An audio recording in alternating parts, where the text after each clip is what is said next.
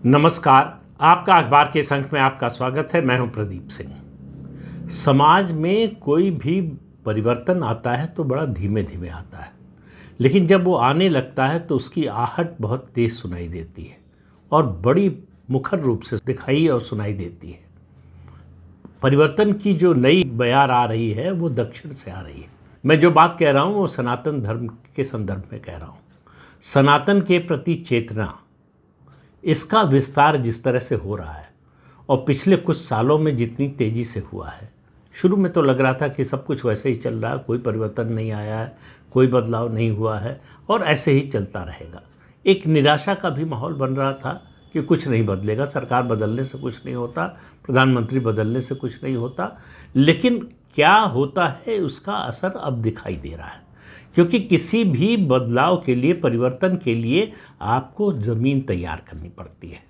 फसल तो आप तभी काटेंगे ना जब आप खेत को उपजाऊ बनाएंगे, खेत को जोतेंगे, समतल करेंगे, फिर उसमें पानी, खाद, बीज डालेंगे और उसके बाद उसकी रखवाली करेंगे, तब जाकर फसल आप काट पाएंगे। ये सोचना कि हमारे पास खेत है तो फसल भी हो जाएगी, ऐसा तो होता नहीं है। इस सब में समय लगता है और ये समय जो है, यही समय है जो हमारे धैर्य की परीक्षा लेता है कि हम में क्या इतना धैर्य है। कोई भी आप बीज लगाएं वृक्ष का तो वो रातों रात सुबह उठ के आपको ऐसा नहीं होगा कि वो पूरा वृक्ष बन जाए, पेड़ बन जाए और आपको अगले दिन उठे तो उसमें फल लगा हुआ मिल जाए। समय लगता है। एक घटना से आपको बताने की कोशिश कर रहा हूँ कि परिवर्तन किस तरह का आ रहा है। उत्तर भारत में अयोध्या आंदोलन के समय से सनातन के प्रति चेतना बढ़ी है, इसको तो हम सब लोग स्वीकार करेंगे। दक्षिण में उस तरह का असर दिखाई नहीं दे रहा था, इसलिए भी कि जिस तरह का बयान उदयनिधि मारन और उनकी पार्टी के नेता ए राजा ने दिया, उसको देखते हुए लगा कि जो है जैसे दक्षिण भारत में सनातन धर्म है ही नहीं और उसका कोई नाम लेवा नहीं रह गया। अब पिछले दिनों की एक घटना है, ज़्यादा दिन नहीं हुए, कुछ ही दिन हुए। तमिल फिल्मों के अभिनेता हैं, लोकप्रिय अभिनेता हैं कार्ति। उनकी एक फिल्म रिलीज़ हो रही है, सत्यम सुंदरम। और कार्ति की फिल्में तमिलनाडु में तो देखी ही जाती हैं, आंध्र प्रदेश और तेलंगाना में भी देखी जाती हैं। तो उन्होंने हैदराबाद में एक प्रेस कॉन्फ्रेंस की या फिल्म के प्रमोशन का इवेंट किया। उसमें एक सवाल उनसे पूछा गया तिरुपति के लड्डुओं के बारे में।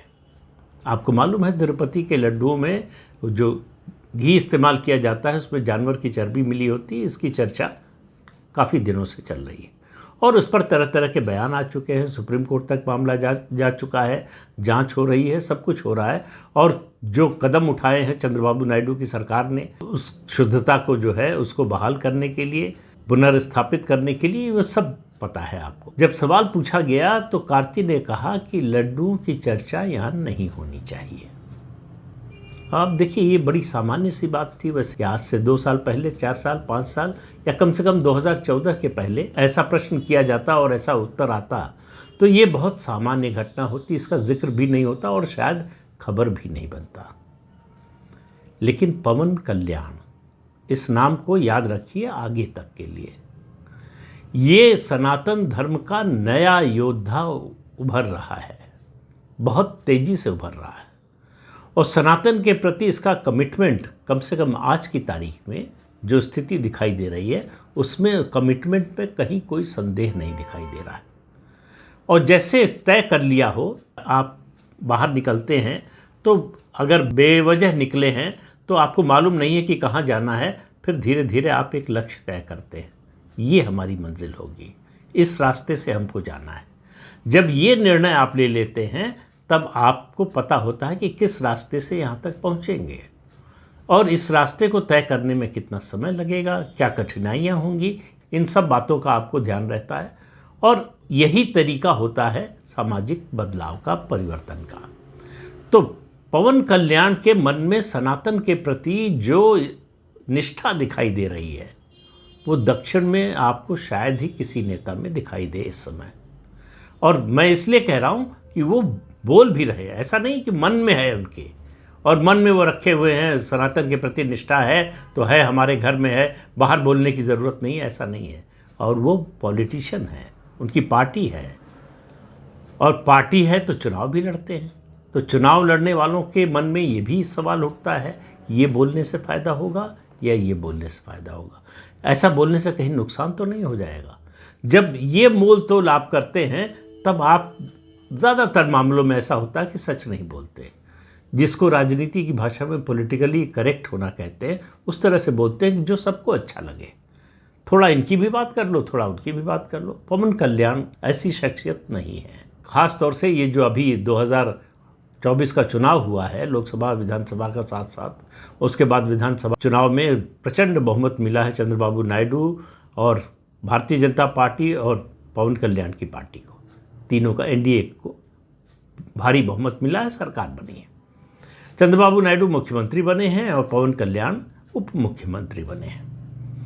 उससे पहले से और उसके बाद से, खास तौर से जब वो मिलने आए प्रधानमंत्री से, तब तक उप मुख्यमंत्री पद की शपथ नहीं ली थी। दिल्ली आए, प्रधानमंत्री ने एनडीए की बैठक बुलाई थी शपथ ग्रहण से पहले, तो उसमें पवन कल्याण का जिक्र करते हुए कहा कि ये पवन नहीं आंधी है, और ये बात धीरे धीरे साबित हो रही है। तो मैं बात कर रहा था कार्ती की।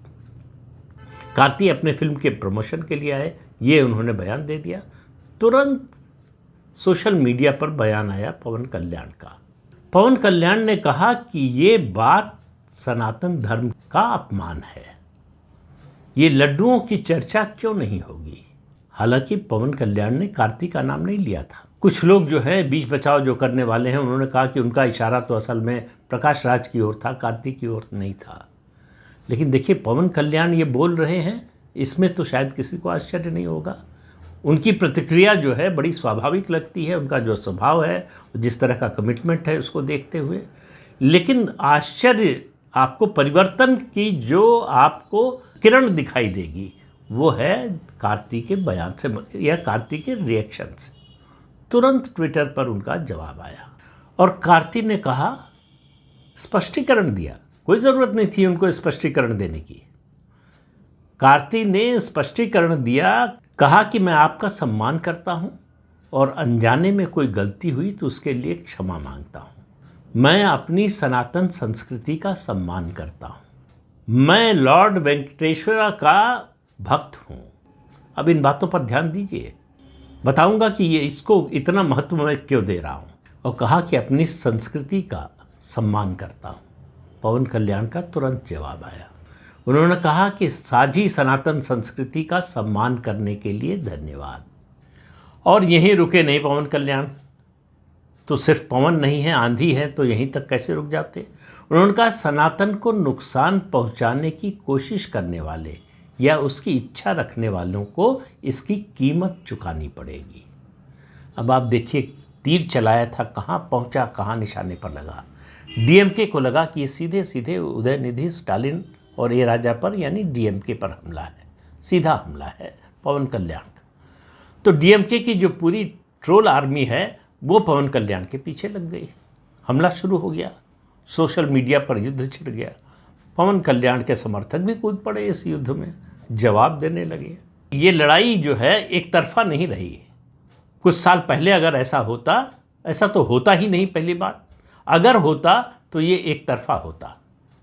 और हो सकता है पवन कल्याण या उनके जैसे किसी व्यक्ति ने, जिसने भी ये बयान दिया होता, उसको माफ़ी मांगनी पड़ती या अपना बयान वापस लेना पड़ता या उसको अफसोस जाहिर करना पड़ता, कुछ ना कुछ तो करना पड़ता।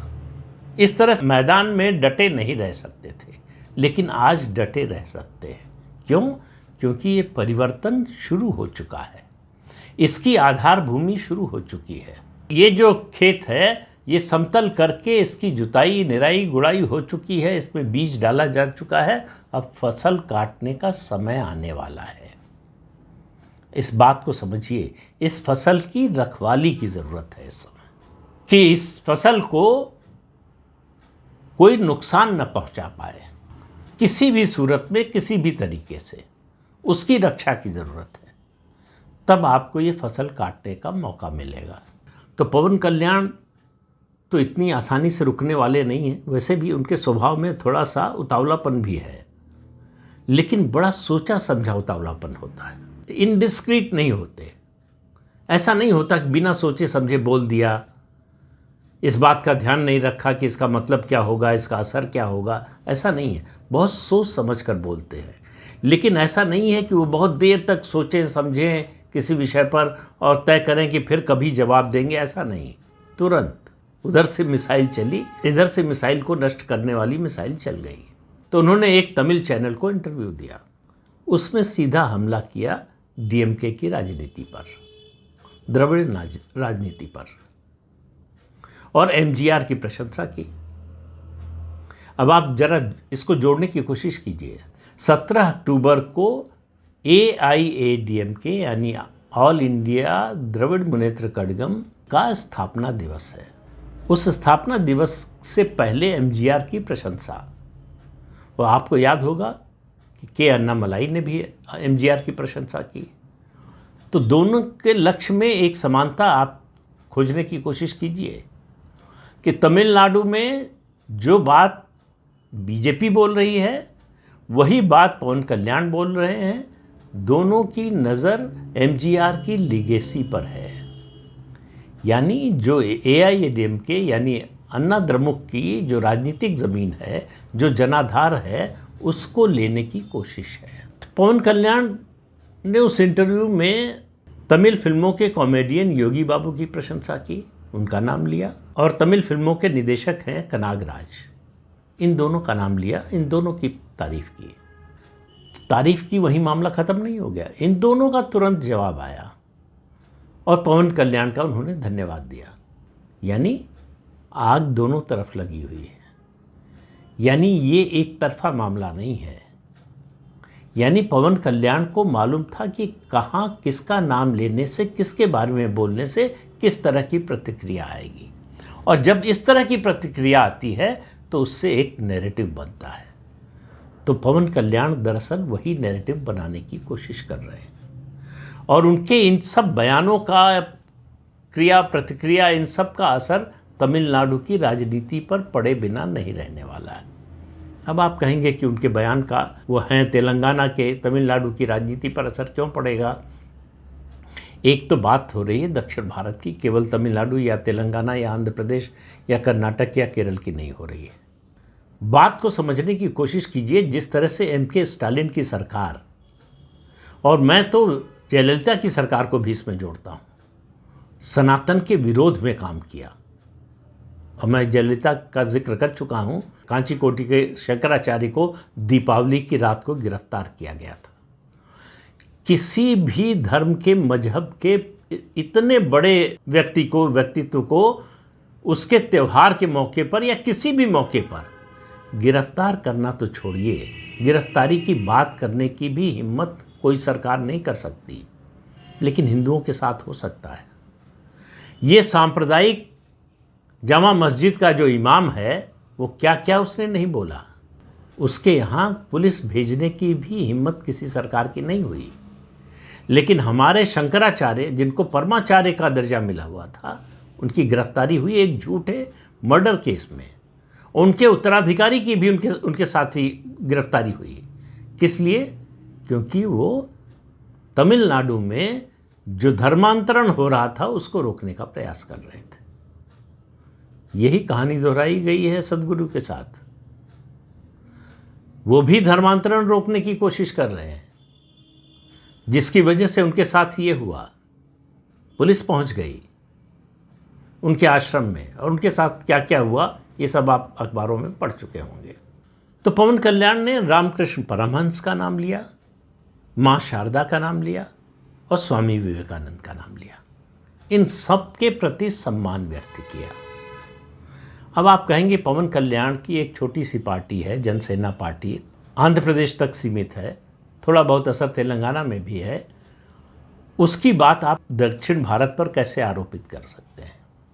देखिए, इस बात को ध्यान रखने की ज़रूरत है कि सनातन के समर्थन में भारतीय जनता पार्टी, विश्व हिंदू परिषद, जो तमिलनाडु में हिंदू मुन्नानी के नाम से भी जानी जाती है, उसके अलावा भारतीय जनता पार्टी और राष्ट्रीय स्वयंसेवक संघ, ये सब लोग तो बोलते ही रहे हैं। कोई दक्षिण भारतीय नेता जो लोकप्रिय हो, जिसका जनाधार हो, वो सनातन धर्म के पक्ष में खुलकर इस तरह से बोले और इसके विरोध में होने वाले हमलों का जवाब देने के लिए तैयार हो, ये पहली बार हो रहा है।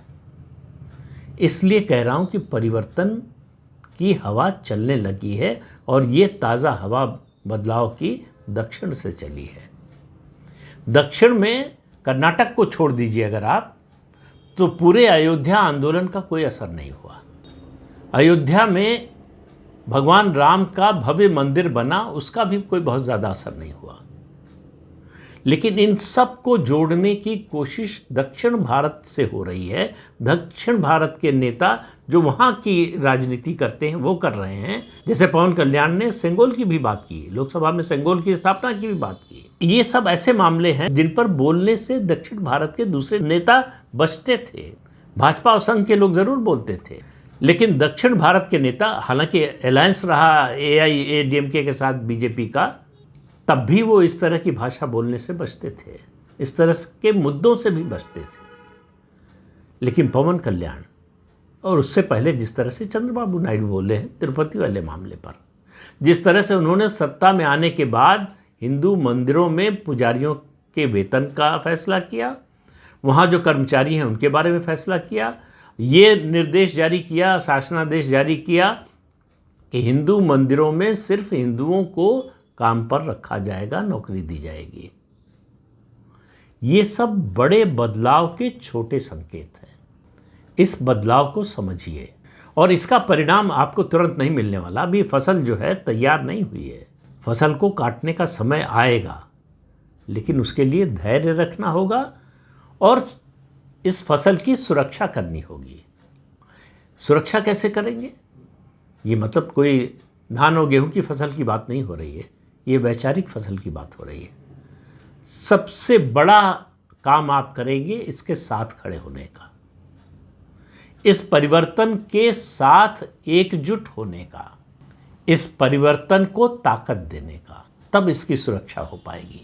अगर आप इस तरीके से सोचेंगे या इस मोड में रहेंगे कि ठीक है दक्षिण में हो रहा है, कोई बोल रहा है, हमें क्या, तो आप समझिए कि आप इस वैचारिक फसल की सुरक्षा को खतरे में डाल रहे हैं। आप सनातन धर्म की पुनर्स्थापना का जो प्रयास है, जो अनुष्ठान है, उसमें बाधा पहुंचाने की कोशिश कर रहे हैं। तो सोच कर देखिए, आपको कुछ नहीं करना है, आपको कोई युद्ध नहीं लड़ना है, आपको केवल समर्थन में खड़े होना है। और समर्थन में खड़े होने के लिए किसी निमंत्रण पत्र का इंतजार मत कीजिए कि हमको बुलाया नहीं। ये सामाजिक, सामूहिक और सार्वदेशिक अनुष्ठान है। ये देश की सभ्यता और संस्कृति को बचाने का अनुष्ठान है। ये देश की एकता और अखंडता को अक्षुण्ण बनाए रखने का अनुष्ठान है। तो इसलिए इसमें आपकी भागीदारी बहुत ज़रूरी है। तो इस अंक में इतना ही। अगले अंक में फिर मिलेंगे किसी नए मुद्दे के साथ। तब तक के लिए अनुमति दीजिए। आपसे अनुरोध है कि ये चैनल देखिए, शेयर कीजिए, लाइक कीजिए और सब्सक्राइब जरूर कीजिए।